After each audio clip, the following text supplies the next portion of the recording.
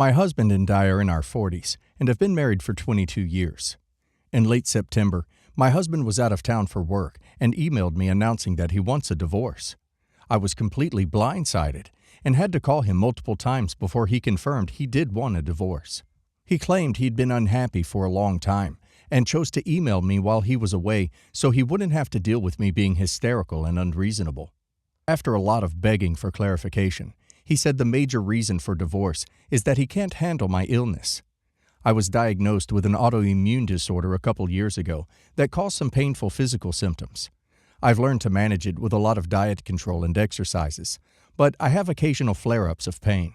More importantly, it hasn't affected his lifestyle at all because he has done nothing to take care of me, and I still manage almost all of the household while working full-time.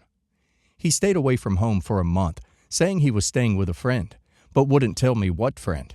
I searched through online credit card charges and cell phone records, and I suspected an affair.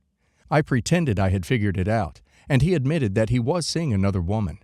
I searched through years of card charges and found that he had been visiting this location for over a year.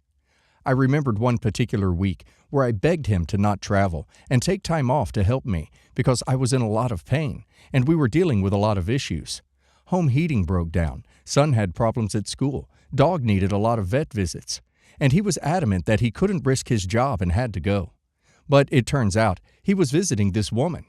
That realization turned my heartbreak into anger, and I was done. I stopped calling him and instead started talking to lawyers. By the time he came home, I had moved all his stuff into a guest room and had a possible plan of action for divorce and division of assets. I didn't argue with him at all, just gave him the paperwork.